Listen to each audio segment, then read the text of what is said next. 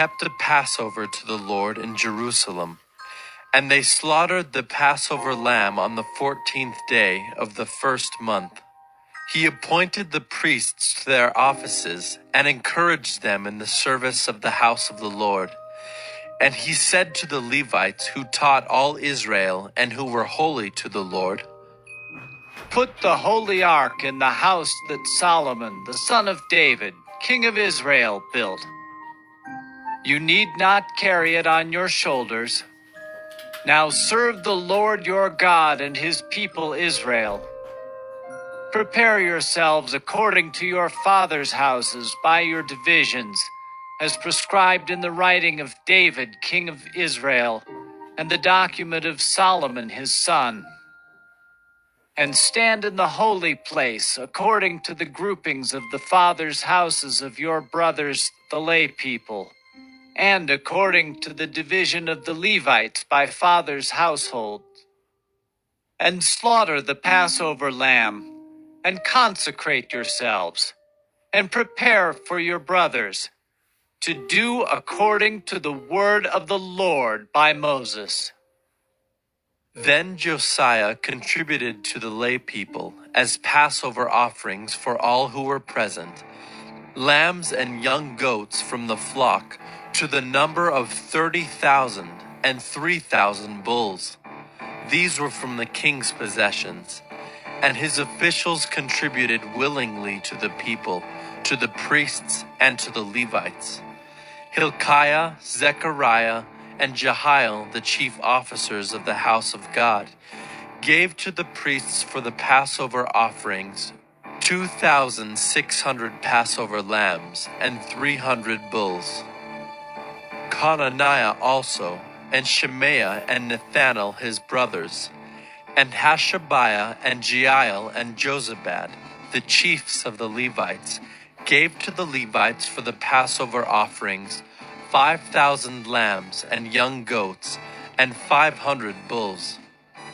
When the service had been prepared for, the priests stood in their place and the Levites in their divisions according to the king's command. And they slaughtered the Passover lamb, and the priests threw the blood that they received from them, while the Levites flayed the sacrifices. And they set aside the burnt offerings that they might distribute them, according to the groupings of the fathers' houses of the lay people, to offer to the Lord as it is written in the book of Moses. And so they did with the bulls. And they roasted the Passover lamb with fire, according to the rule. And they boiled the holy offerings in pots, in cauldrons, and in pans, and carried them quickly to all the lay people. And afterward they prepared for themselves and for the priests, because the priests, the sons of Aaron, were offering the burnt offerings and the fat parts until night. So the Levites prepared for themselves and for the priests, the sons of Aaron.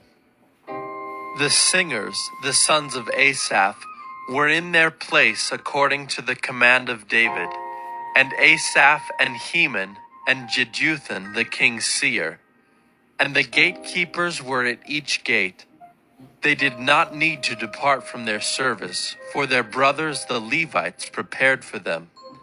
So all the service of the Lord was prepared that day to keep the Passover and to offer burnt offerings on the altar of the Lord, according to the command of King Josiah.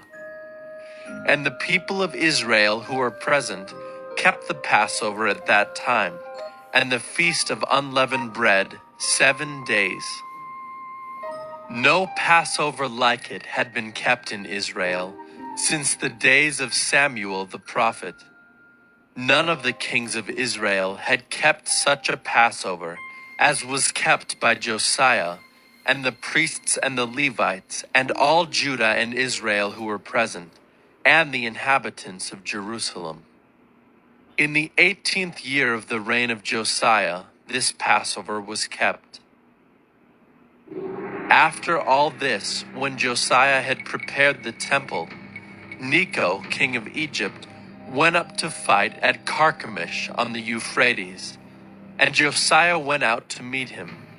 But he sent envoys to him, saying, What have we to do with each other, King of Judah?